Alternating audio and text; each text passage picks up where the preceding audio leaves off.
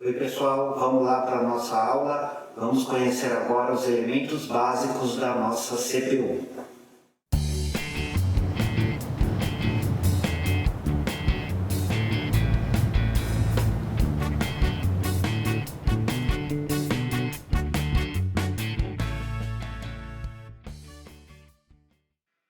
Vamos para mais uma aula de sistemas microprocessados. Na aula de hoje, nós vamos ver os elementos básicos de uma CPU. Nós vamos estudar um diagrama de blocos genérico e falar um pouco sobre o NAND Game. O NAND Game é um jogo didático e ele será o trabalho final que vai ser entregue. A ideia é que você desenvolva o jogo NAND Game fazendo os seus níveis conforme a matéria avança. O livro que nós vamos usar na disciplina está colocado aqui ao lado, é o livro oficial que tem na nossa escola, Arquitetura de Microprocessadores, do Jean-Luc Baer, da editora LTC. O diagrama de blocos da CPU é um diagrama sempre simplificado. O diagrama de blocos de um processador moderno não é nem mesmo conhecido porque é segredo industriais de grandes empresas como Intel e AMD. Porém, são todos baseados nos diagramas básicos que deram origem aos processadores que nós conhecemos hoje. Um diagrama de blocos simplificado de uma CPU está na tela de vocês aí à direita. Observe que não é muito simples de entender, mas durante o curso nós vamos trabalhar cada parte desse diagrama nas aulas de teoria e no NAND Game vocês vão aplicar os conhecimentos projetando e desenvolvendo uma CPU simplificada. Portanto, nesse curso, a tarefa principal vai ser desenvolver um pequeno processador, porque assim nós aprenderemos a teoria e também conseguiremos executar essa teoria na prática. Vamos lembrar que isso é muito complexo, então a gente não vai trabalhar com esse diagrama de blocos exato que está na tela de vocês. Nós também não vamos fazer processadores com diferentes arquiteturas, como nós vimos na aula passada, arquitetura de von Neumann ou arquitetura de Harvard. No caso do NAND Game, a CPU seria apenas didática. Mas vamos falar desse diagrama de blocos. Nós vemos que essa CPU, ela possui algumas coisas externas a ela, que seria a memória RAM e o clock do meu sistema. Não está desenhado, mas é claro que isso está ligado em uma fonte de alimentação. Cada bloquinho desse diagrama tem incontáveis portas lógicas e flip-flops, e cada elemento desse processador vai ter uma finalidade específica. No caso desse processador, o módulo responsável por acessar a memória RAM é a nossa Memory Management Unit, chamada de MMU. A memória RAM vai fazer a leitura não diretamente para a minha CPU, mas ela vai gravar os seus dados em uma memória cache. A memória cache é uma memória intermediária e que vai armazenar instruções e dados para que a minha CPU execute os programas com mais velocidade. No caso do NAND Game, a memória cache nem existe. É mais simplificado ainda do que está na tela. Uma vez que os dados estejam dentro da minha CPU e as instruções estejam dentro da minha CPU, eu preciso saber o que fazer com essa instrução. É claro, eu tenho vários registros no meu processador, que são flip-flops organizados, por exemplo, como 8 bits, 16 bits ou 32 bits. Quando eu faço A igual a 5, eu preciso carregar esse número 5 em algum lugar. Então, esse lugar aonde eu carrego um valor numérico seria um registrador de dados e que depois vai ser gravado na memória. Para gravar o dado na memória, eu preciso carregar registradores de endereço. Então, todas essas operações que eu estou falando para vocês, simplesmente executa uma instrução como x igual a 10. O 10 vai ter que parar em um registrador, o x vai ter que ser alocado na memória, essa memória tem que ser endereçada e só depois que tudo isso tiver sido feito, eu consigo acessar a minha memória e gravar o valor de 10 que eu queria. Portanto, quando eu faço um programa em linguagem C e escrevo x igual a 10, essa pequena instrução em linguagem C vai ser traduzida para diversos comandos dentro da minha CPU, porque não existe dentro da minha CPU x igual a 10. Existe, carregue 10 em um registro, carregue um endereço de memória, chama essa memória de x, mova o x para a memória, efetue a escrita. Então são várias operações. Se eu fizer, por exemplo, 2 mais 2, é claro, o valor é 4.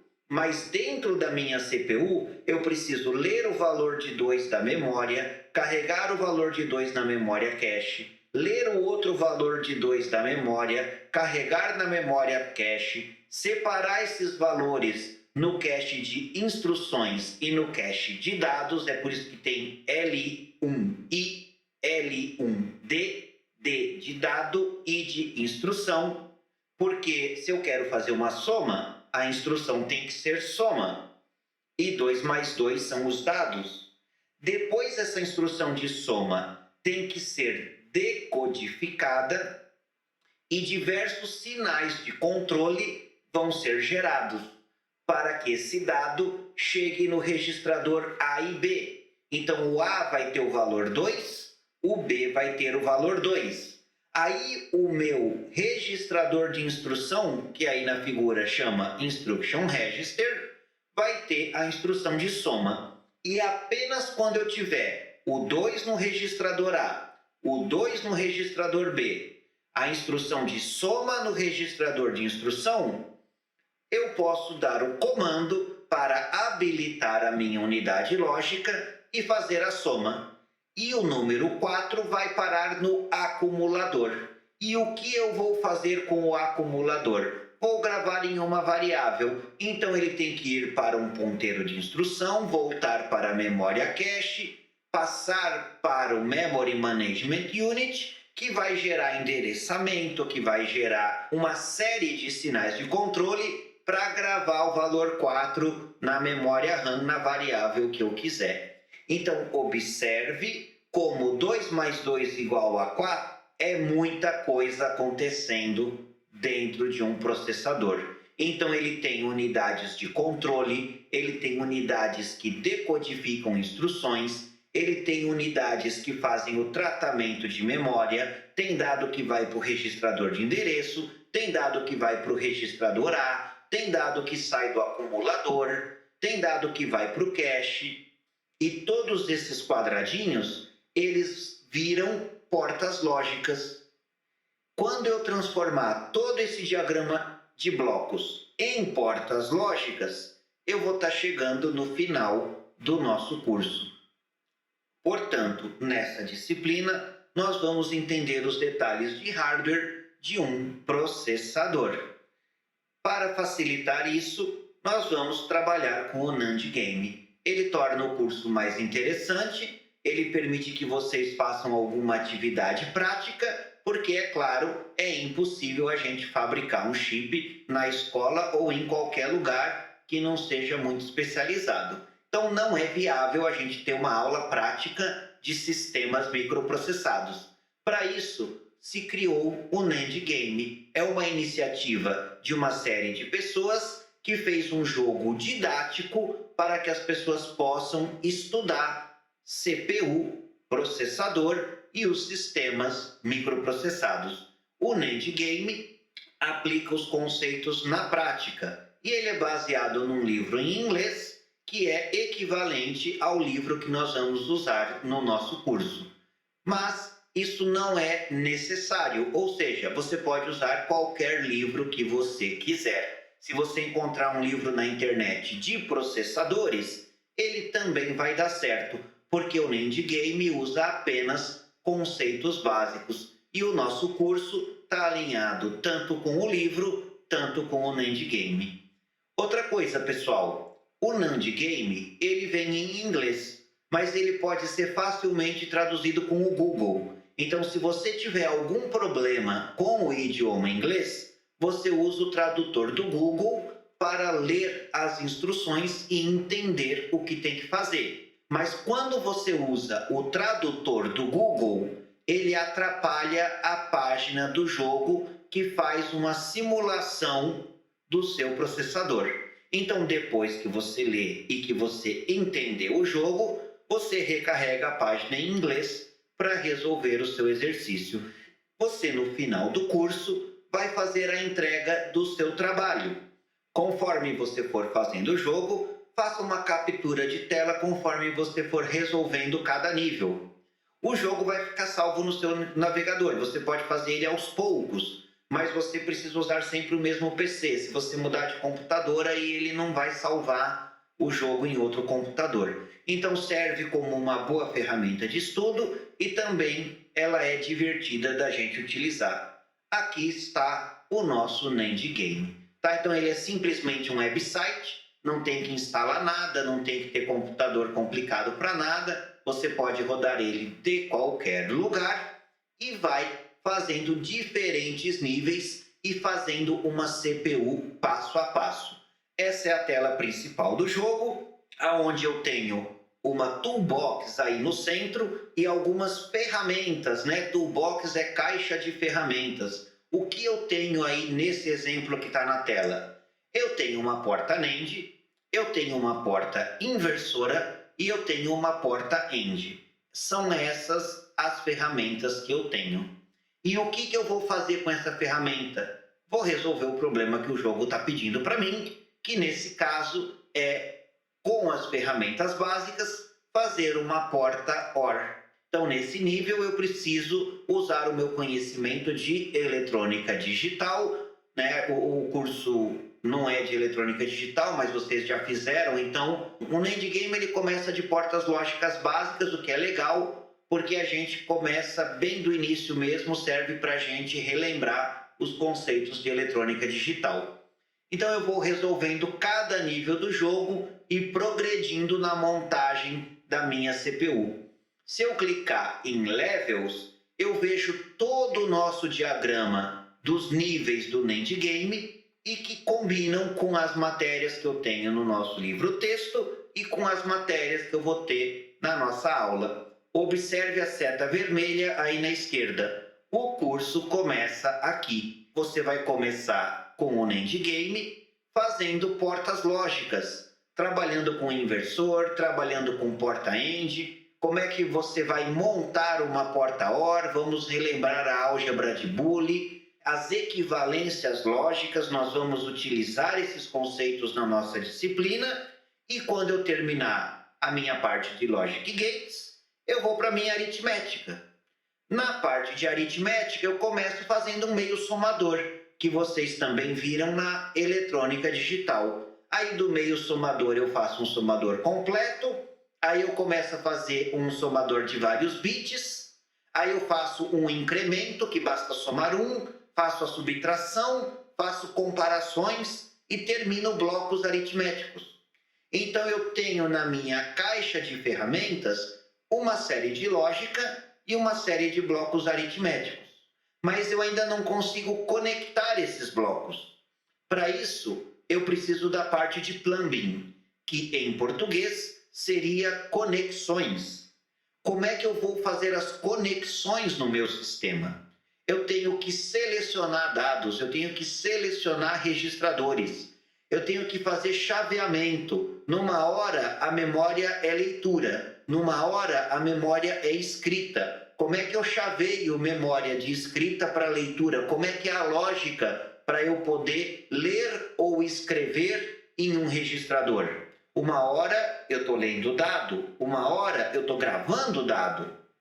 Então a minha lógica de seleção e chaveamento permite que eu controle os diversos blocos da minha CPU. Perceba como você está fazendo aos poucos pequenos blocos lógicos para depois montar o seu processador. O que mais eu preciso? Preciso de memória. Como é que eu faço uma memória? Bom, primeiro eu tenho um chip de memória RAM. Só que eu preciso endereçar, eu preciso ter registradores, e aí eu preciso de flip-flops. Flip-flop é feito de LED, ok? Então, novamente, voltamos para a eletrônica digital básica. Então, eu tenho que fazer um LED, transformar essas portas lógicas em flip-flop. Vocês lembram da aula de digital? Eu tenho flip-flop JK, colocando uma inversora ele vira um tipo D. Juntando vários flip-flops tipo D, eu posso fazer um registrador, não é verdade? E aí, criando uma máquina de estado, eu posso ter contadores. A gente viu na parte de eletrônica digital contadores.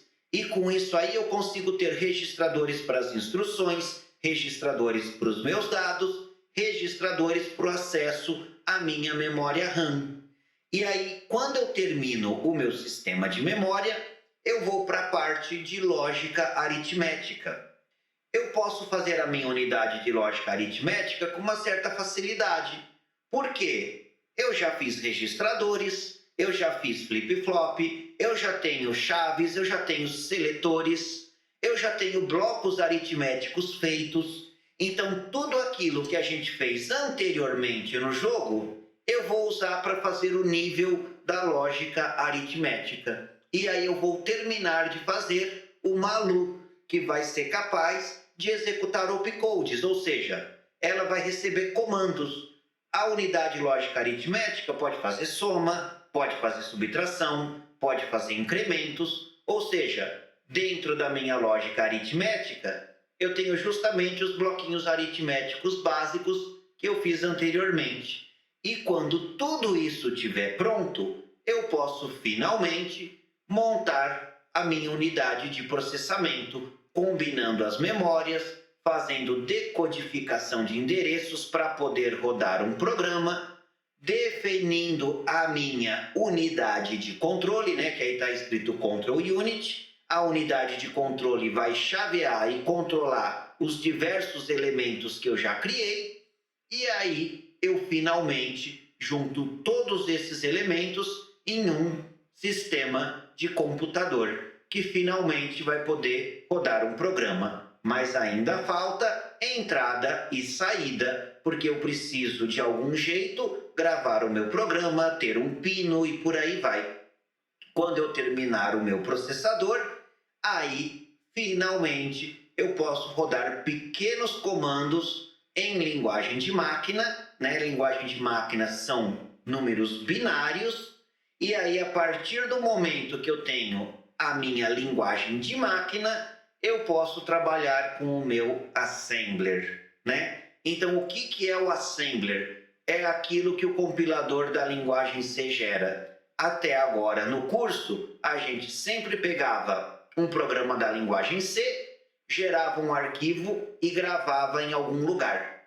Esse arquivo é instruções para o meu processador. No caso do PC, é um arquivo executável que o processador executa. No caso do nosso curso, o mais alto nível que nós vamos ver é o assembler. O resto a gente vai para dentro do nosso hardware, trabalhando com portas lógicas e entendendo a arquitetura de um processador. Então é um curso muito interessante. Nós já tivemos uma visão geral de diagrama de blocos, nós já vimos a parte de arquitetura, já estudamos a questão de sistema RISC e sistema CISC, e com isso a gente já pode começar a trabalhar no NAND Game e começar a desenvolver o nosso trabalho. Eu espero que vocês tenham gostado da aula, espero que vocês aproveitem aí o nosso curso e bom estudo para vocês.